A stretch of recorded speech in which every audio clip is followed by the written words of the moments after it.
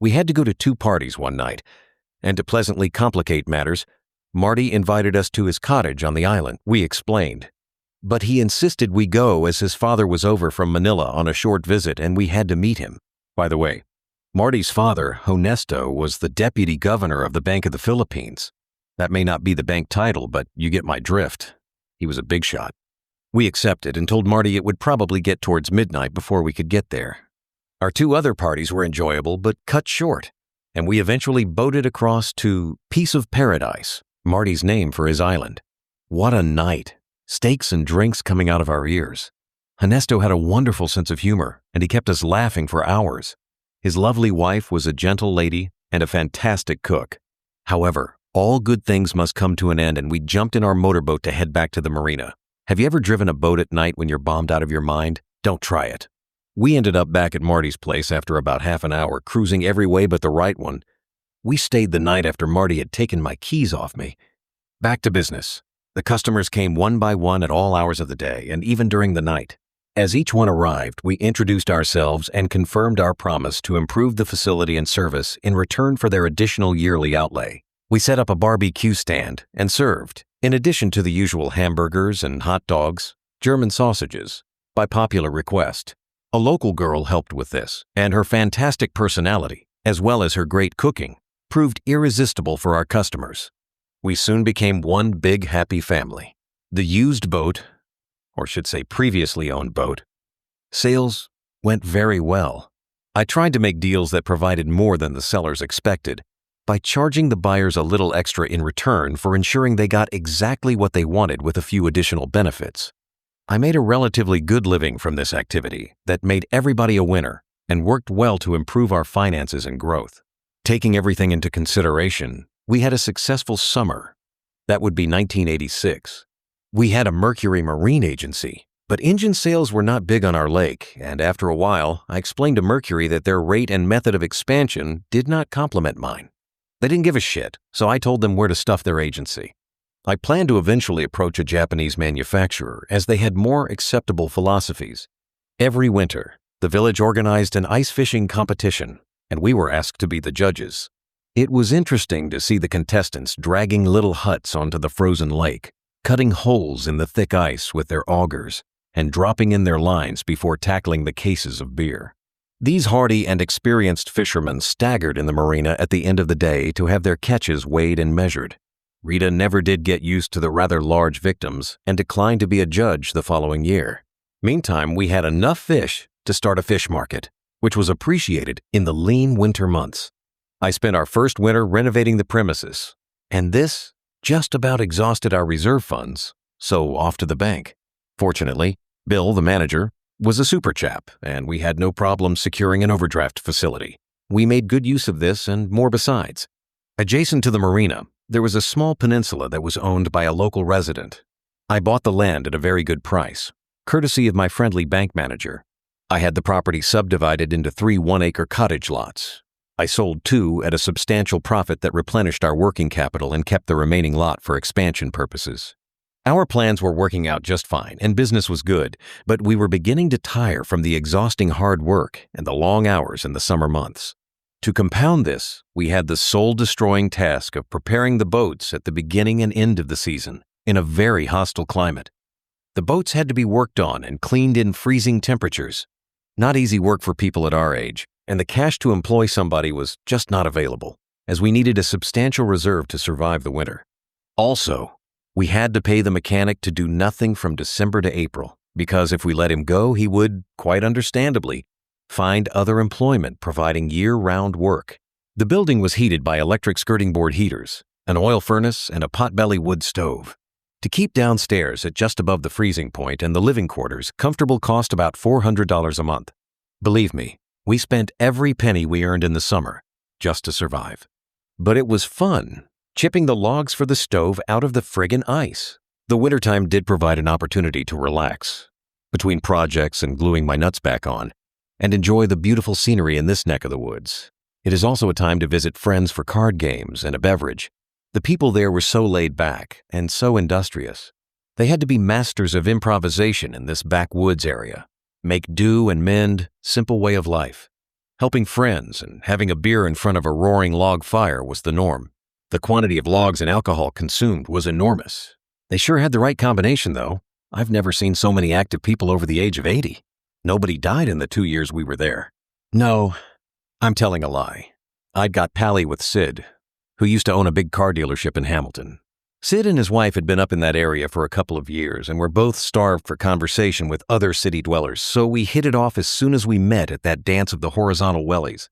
Unfortunately, he took sick shortly after we became friends. We found him in good spirits and apparently healthy when we drove the 150 miles to visit him. But we did have a selfish motive for driving down. Marty lived down there, so we paid a surprise visit to his office. Within 10 minutes, he had ordered booze, food, and invited friends to a party in his house that night. Marty worked and played hard. The party was a great success, and we drove back north the morning after. God knows how. Sadly, Sid's daughter rang soon after we arrived back and told us that her father had passed away during the night. You never know, do you? So look after yourself. Do things in moderation and relax whenever you can say aye. Bye, Sid. Good being your friend. At one side of the marina was a rather large wooden building, which I thought we could use for maybe a restaurant. I made inquiries and discovered that it was the local Orange Lodge. A senior member advised me that membership had dwindled to the point that keeping the lodge going was a financial burden and felt sure his colleagues would consider selling it. The elderly members, I think they were all over 80, had a meeting and gave me a price. It was way below what I would consider a bargain price, so you can imagine how happy I was to buy it. What made Rita even happier is that she is a Catholic and was now able to brag that her husband loved her so much, he bought and closed down the local Orangeman's Lodge. Please consider that as only interreligion humor. Life in the North is pretty laid back, but we did come up against the proverbial bureaucratic bullshit. Yes, they have it everywhere. The marina was really the hub of life on the lake, and this meant that any injured person ended up on our doorstep. We didn't mind this, but it started to cost quite a bit for emergency supplies. We approached the hospital in Perry Sound and volunteered the use of one of our rooms at the marina for a first aid station if they would throw in the medical supplies. Only painkillers and such. We didn't want to go into the drug business. They turned the offer down without even a thank you. I was so annoyed and felt like stealing a load of bandages on my way out. We continued to do what we could and were well rewarded by our patients. They, or their families, brought us all kinds of goodies on their next visit, from chickens to clocks.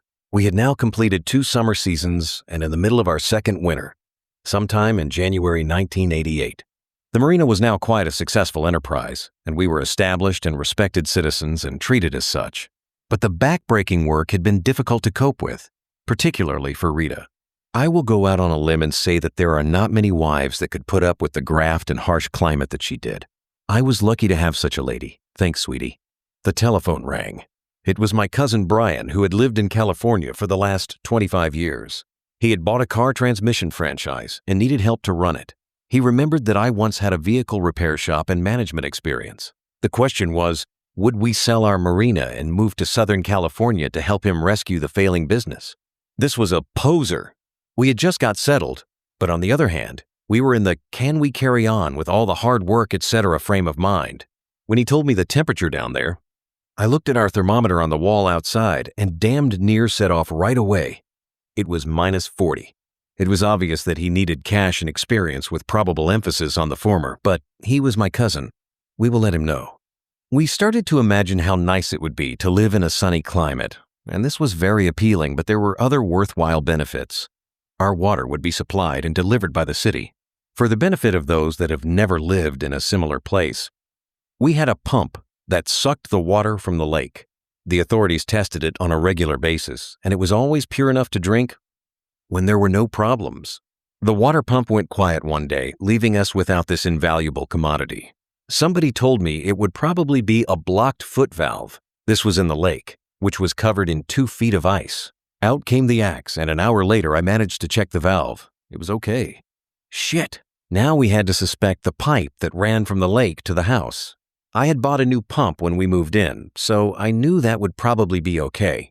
I got a local chap with a digger, and he eventually found a break in the pipe. This was repaired, pump primed, and the water supply was restored. This episode disturbed Rita immensely and was a serious consideration when deciding our future. I won't even mention the septic system. All things considered, we concluded that we were not cut out for this hard, rural way of life and decided to review the implications of accepting Brian's offer. If we were to live in California for any length of time, the first task was to obtain the entry and residence regulations from the American Embassy in Ottawa. This was convenient as we could visit and discuss our plans with Rita's brother. It was a 300-mile journey, but we had no choice, so we took a chance on the winter road conditions. We arrived safe and sound at Joe's about 6 hours later. The officer at the United States Embassy was very courteous and informative, but the reality of the situation was disappointing. He explained that his country was very protective of its citizens, extremely tight regulations to prevent immigrants taking jobs that Americans could do. Basically, if a person was to invest a substantial sum of money and start a business that could employ local people, or had special qualifications that were in demand, then immigration could be considered. Neither applied to us, and he surprised us by suggesting that we go to California and contact the Immigration and Naturalization Service. He did warn us, however, that with all respect for the officers in California, we would probably not receive a warm welcome. Apparently, their heavy workload dealing with the ongoing influx of illegal Mexicans was taking its toll on their patience. So we planned to do what he suggested. Having made the hard decision to give it a go, we started making all the arrangements to move once again. We called the estate agent, Lil. She was as much use as tits on a bowl, but we sold the place for a substantial profit, mainly by our own efforts. The couple that bought it were originally from Yorkshire, and I convinced my customers that this would ensure continued laughter and good honest service. I believe Michael and Margaret are still there, and I know they carried out my original plan and obtained a Japanese outboard motor agency. Well done, both of you. Our customers were great. They understood our problems and decision we had made. We were overwhelmed by the sadness expressed by all of them, and will never forget the good sentiments and parties that followed our announcement to leave. I believe some were secretly envious, but I know for sure they were all happy for us. Once again, we were at the showroom searching for suitable transportation. We settled for a 7-seater Dodge Caravan. I drove the vehicle for a couple of days before we left to confirm that there were no serious problems and everything was okay. So we then loaded it to full capacity, sat our confused dog in a padded area that we had created for her, and headed out as soon as possible. When our plans had been announced, 2 good customers from New York State informed us they had a son living in Tucson, Arizona. They told him we would call in at their house on a certain date on the way to California. Unfortunately, Frosty misunderstood our leaving date, and we were to end up driving long distances and too fast in order to reach Tucson as planned. The weather was normal for that time of the year, snowing and very cold. So on February 22, 1988, I put my foot down and sped to our first planned stop, Don and Jane's, the couple who were so kind to us when we first returned to Canada. We had to stay overnight, of course. Our first hiccup came that night whilst relaxing and watching TV. The late-night news reported that a huge tidal wave had hit Redondo Beach. The pier and lots of boats had been destroyed. Don asked how far that was from where we were heading. I smiled and said, "That's uncanny. I'd never heard of Redondo Beach until Brian called us a few weeks ago. That's where he lives, and that's our destination." Talk about luck.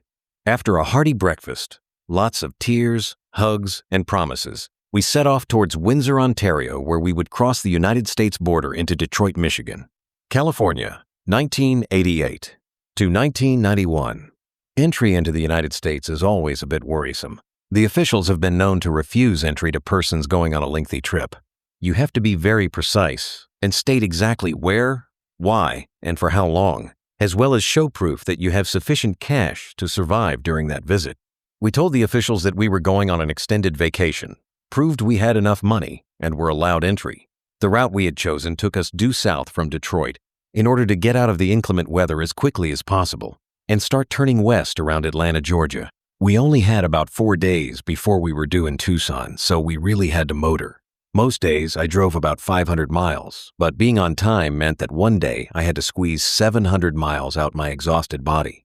The trouble-free journey to Tucson through all the various cities and the magnificent scenery was, to say the least, thrilling, but with really only one stop that is noteworthy. This was a small town in New Mexico called Mesilla, just outside Las Cruces. It was here that Billy the Kid was tried and hung. We were like 2 kids ourselves walking around this historical site. In contrast, we watched a beautiful Mexican wedding, which tempted us to go for a Mexican meal. We found a super restaurant. It was so indicative of the Southwest influence, and the food was superb. We arrived in Tucson Sunday instead of Saturday. We had done the best we could without getting a speeding ticket. Everybody was at home, and after the introductions and greetings were taken care of, we all settled down for a good chat and a stiff drink. We stayed overnight before setting off on the next to the last leg of our marathon trip. San Diego was only about a 10-hour drive away. We made it through that terrific city and booked in at a motel in Carlsbad just north of there. We didn't sleep a wink that night for the excitement of arriving in our final destination the following day. This didn't happen as soon as we had expected. The traffic on the renowned Pacific Coast Highway was unbelievable. It was almost at a standstill, so we stopped, had breakfast, and continued northward when the continuous line of cars had subsided. This stretch of the California coast is so beautiful. I'm getting itchy feet just talking about it. We had palpitations passing through places like Oceanside and all the small beach cities like Laguna, Newport, Huntington, where many international surfing championships are held. And then Long Beach. This brought back all the fond memories of our previous visit, TV commercial, and the movie. Redondo Beach finally came into view. We had managed to drive all that way safely and find this rather affluent little city. However, finding Brian's house proved to be more difficult, which really put a damper on our excitement. He lived on an estate called Hollywood Hills. Apparently, this had been built to accommodate movie stars way back when and had been designed like a maze. The logic behind this was that if a crime was committed in the neighborhood, the perpetrator would have great difficulty in finding their way out. Anyway, we eventually found his house, but would you believe nobody was home?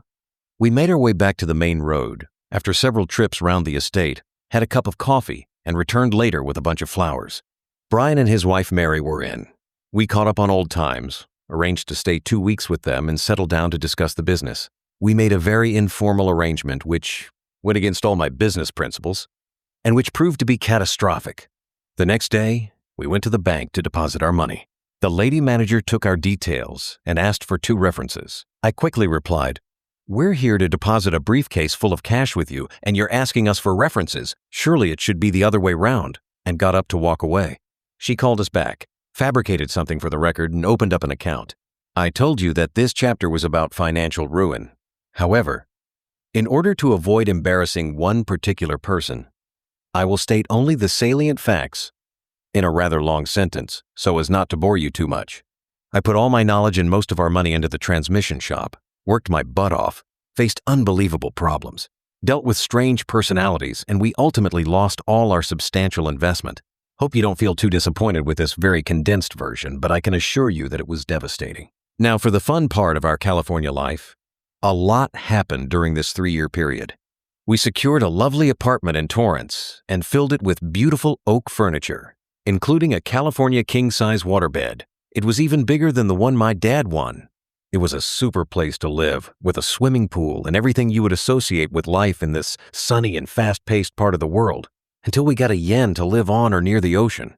We priced accommodation in Marina del Rey, which means Marina of the Kings, but it was too pricey for our pockets. Our other option was to consider living on a boat, but we didn't have one yet. We responded to an advertisement in the local paper. There was a boat for sale in a nearby city.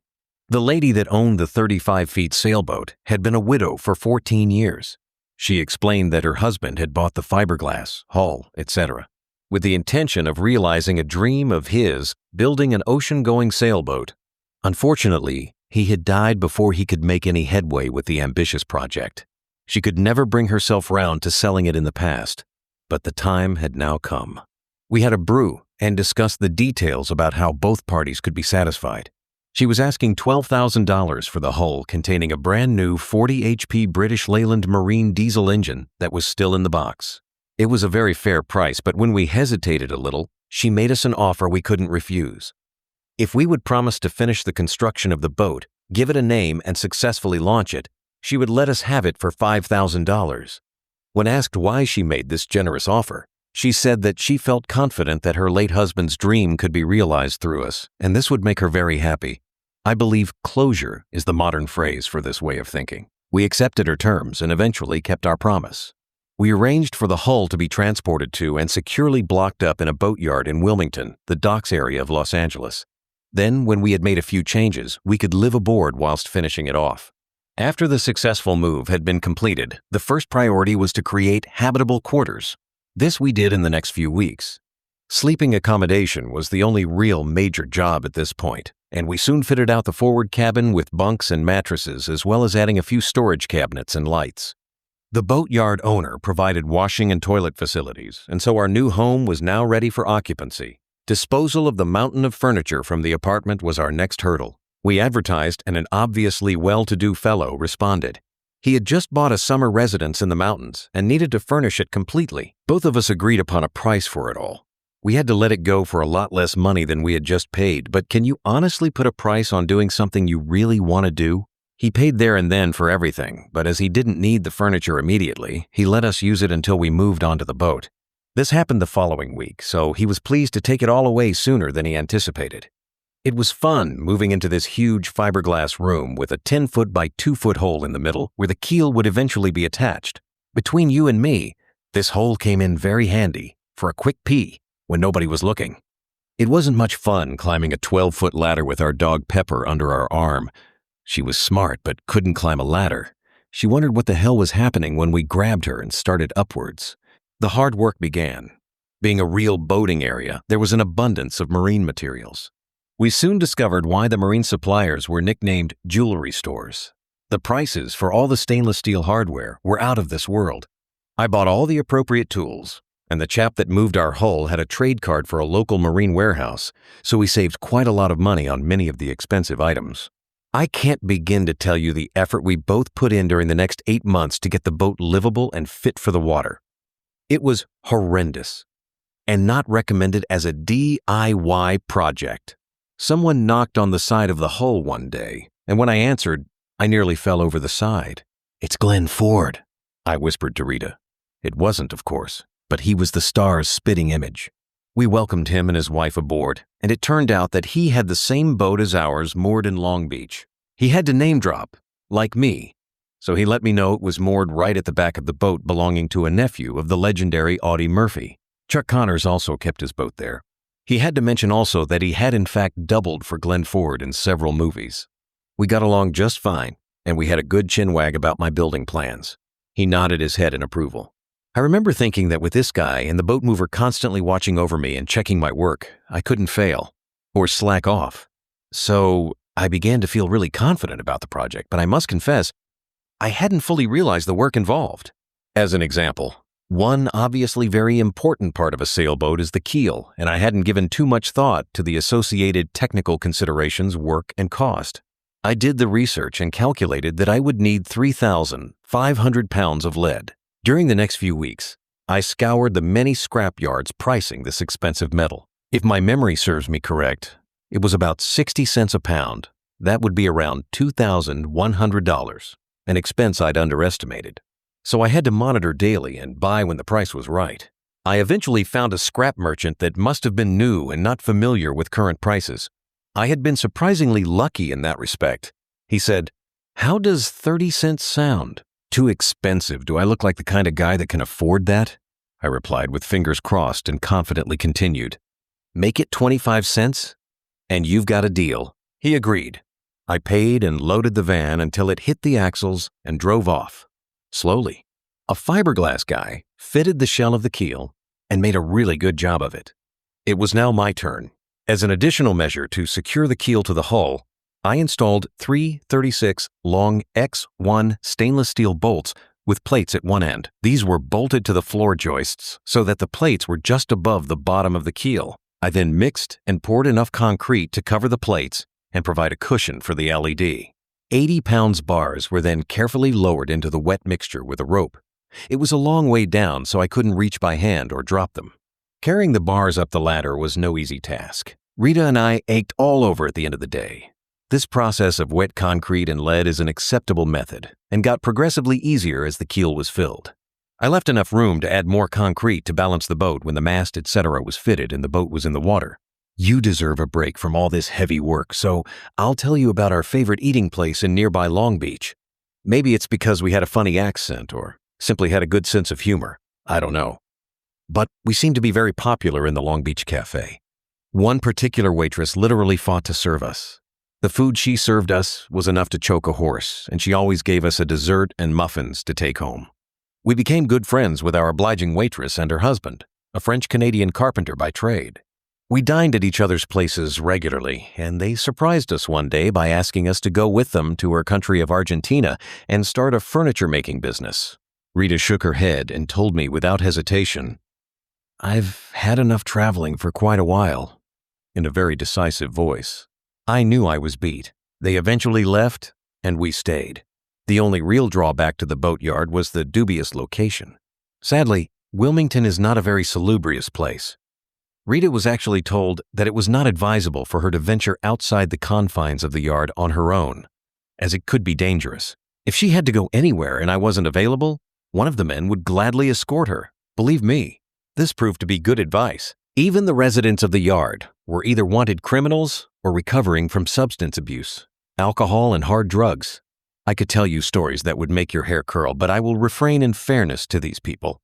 It may be hard for you to understand, but most of these people became like family to us during our stay. I will explain. Many of these poor souls were previously average Joes living normal lives who, at some point in their life, had to cope with a devastating tragedy that changed their life completely. Each story is different. Maybe they lost everything, including all their loved ones. For whatever reason, they could not cope, and they withdrew from society into a world of their own. Some of us make it through life, and some sadly choose to end it by their own hand. Then there are the people in the middle. We learned very quickly not to judge anyone. I don't know how I would react to a similar tragedy such as theirs until I actually face it. Do you? Bearing in mind what I said above, you will be happy to learn that I never put away my tools or materials, we never locked the boat, and nothing was ever stolen. The people whom we accepted for what they were protected us 24 hours a day. We will carry the fond memories of them for the rest of our lives. That's a promise. Let me give you a quick example of why. One chap, a fully qualified schoolmaster, with a past, now lived under a tarpaulin and with no possessions whatsoever. He gave us a present when we left the yard. He explained that he knew we were not sailors even though we were building a boat, so he gave us this used book about sailing. What a gesture. The down and out didn't have a pot to piss in. He must have scoured a lot of trash cans for miles around until he found the book. This to us was worth $1 million, and I'm sure you will agree, worthy of mention. On the lighter side, I must tell you about one incident that I still laugh about to this day. Another guy had absolutely nothing and lived in the back of his van. One day, he was watching somebody who had even less than him, making something. He looked down at the guy that was fiddling with bits of wire, etc., and inquired what he was doing. The busy guy told him that he was trying to make a carrier for his belongings. The onlooker said, "You're nothing but a fucking hobo.